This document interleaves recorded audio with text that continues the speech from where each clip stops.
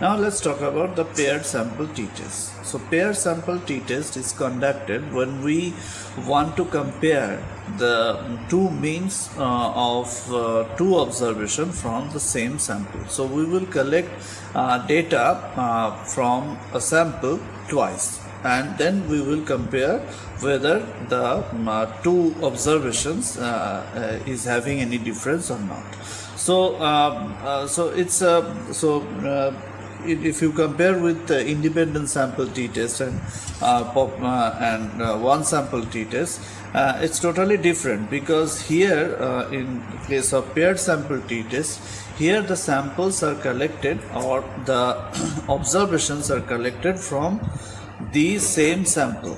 Suppose we have a group of students, and we want to know whether the online class is having a significant impact on their academic achievement. So in a way to find it out, we will collect we will see their academic achievement before the online classes, and then we will collect the examination, we will collect their academic achievement after attending the online classes, and then we will compare these two. So if it shows that the academic achievement before taking the online class and academic achievement after taking the online class, so if there is huge difference, so we can predict that online class is having a significant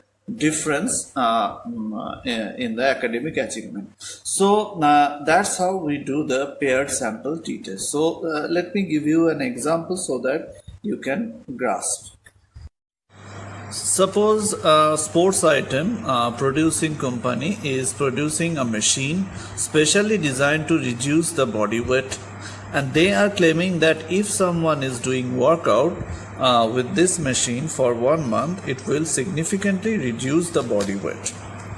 One researcher challenged the claim, and he ran a survey on 21 obese people and took the body weight from them 2 times. Initially, body weight is taken before using the machine, and then again weight is taken 1 month after continuously using the machine. So here you can see that 21 people are included in the study, and their body weight is taken twice. One is before using the machine, and one is after using the machine, 1 month after using the machine. And here is the weight chart. I mean, these are the respondents. So 21 respondents are included in the study, and these are the weight, and these are the weight taken before using the machine, and these are the weights taken after using the machine. So now the question is, at 95% confidence level, can you say that company's claim is valid? So we need to measure the two differences, because if the difference is huge, then we can say no, the machine has really worked on the process of reducing the weight. But if the difference is not so much, they are not able to produce any significant impact on the process of reducing the weight, then we can say that machine is not that much efficient as they are claiming. So in this case, we need to do the paired sample t-test. Why it's paired? Because two observations are taken from a same respondents. Suppose respondents 15. So 2 times the weight is taken from respondents 15. So first weight is taken before use of the machine. At that time the weight was 99 kilo, and after use of the machine is become 92 kilos. So each respondent's weight of each respondents are taken twice. So for that reason, it is called the paired comparison, paired t-test. So we are going to we are going to compare the pair responses. So let's do the math. So first step was define the null and alternative hypothesis. So define the null and the alternative hypothesis. So define the null and alternative hypothesis. So our null hypothesis, that is H naught, is mu1 equals to mu2, and our alternative hypothesis will be mu1 is not equals to mu2. So what does it mean? It means that machine is not significantly influencing the body weight. So the researcher who has challenged the organization, he is claiming that machine has not significantly influencing the body weight. For that reason, observation before using the machine and observation after using the machine, there is no significant difference. So if null hypothesis is accepted, then we can say the machine is not influencing the body weight.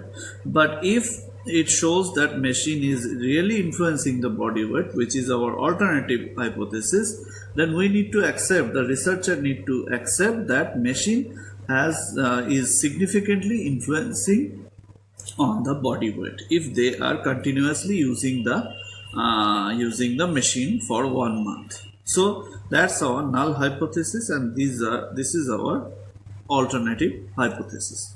So step 2 will be the alpha level. So as it is asked that at 95% confidence level, so at 95% confidence level, the alpha is 0.05. So our alpha is 0.05. And step 3 is the calculate the degree of freedom, or DF. So our DF is n-1, that is I have already mentioned that 21 obese people are included in the study. So 21 minus 1, which will give 20. So our degree of freedom, DF, is 20. And then the step 4. So step 4 is the decision rule. So what is that? So in case of 95% confidence level, 95% confidence level, and 20 degree of freedom, the critical value is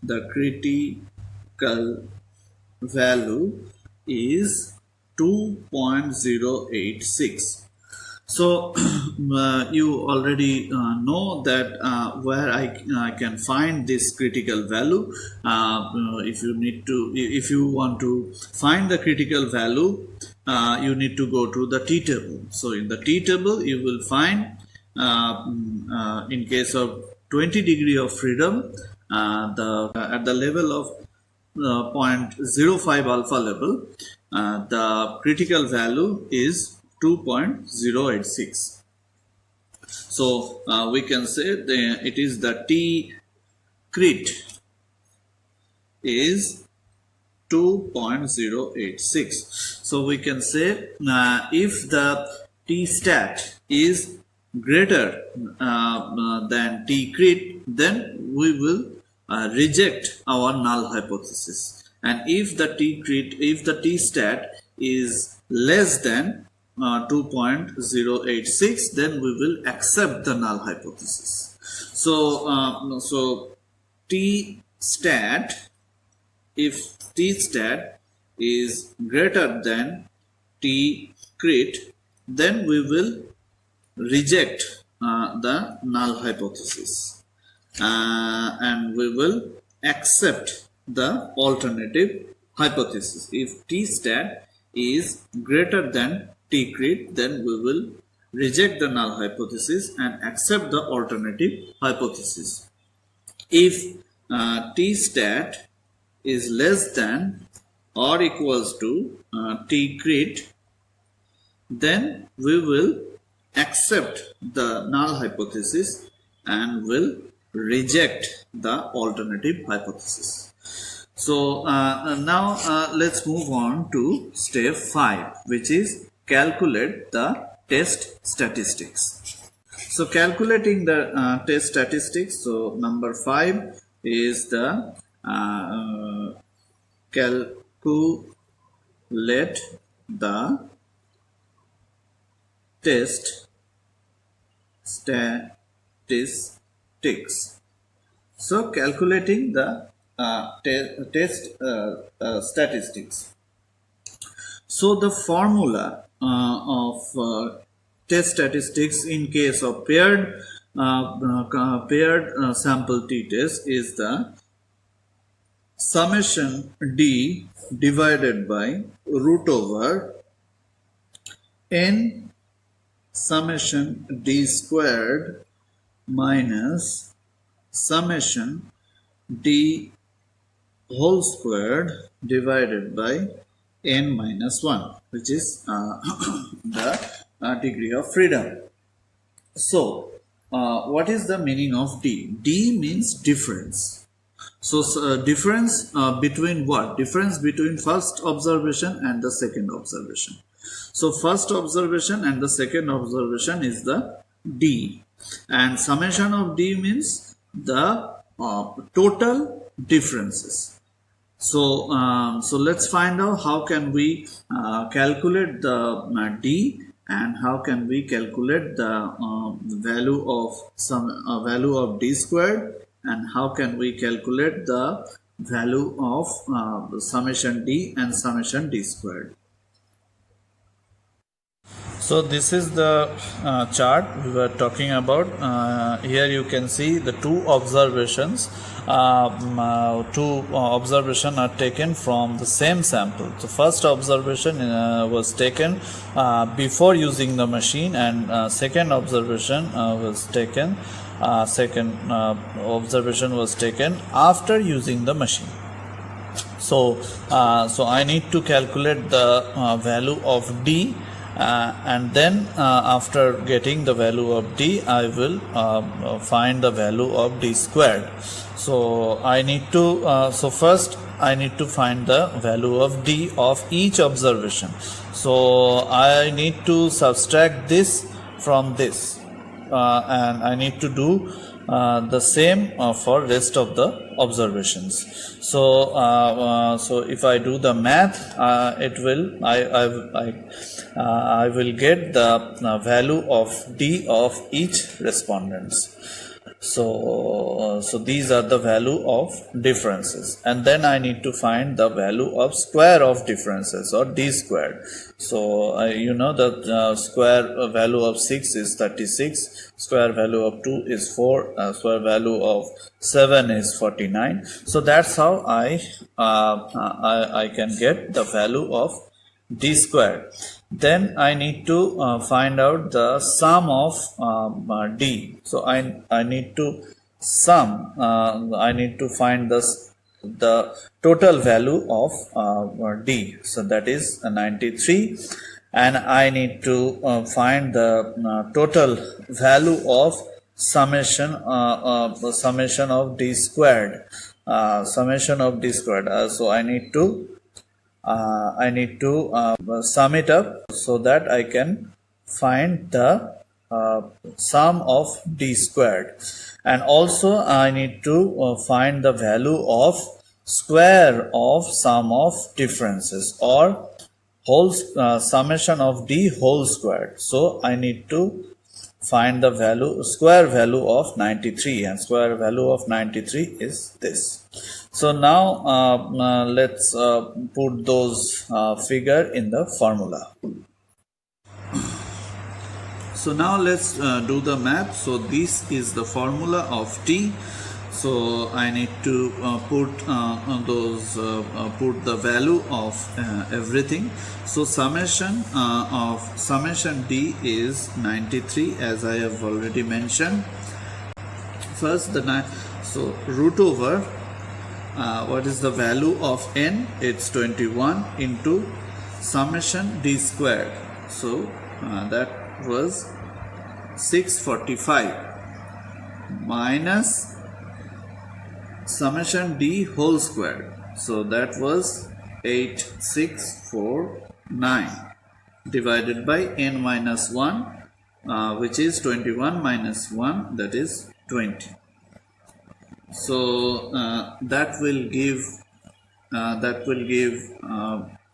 93 divided by root over 13545 minus 8649 divided by 20, and that will ultimately give 93 divided by 4896 divided by 20, and which ultimately will give 5.94. So our t is 5.94. So now let's discuss the step 6. So what was the step 6? It is state the result. So we have already collected the value of t cret.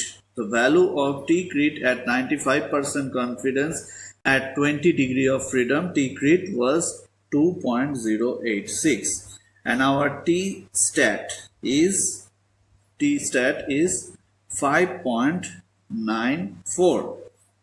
So it is it can be clearly stated that t stat is greater than t cret.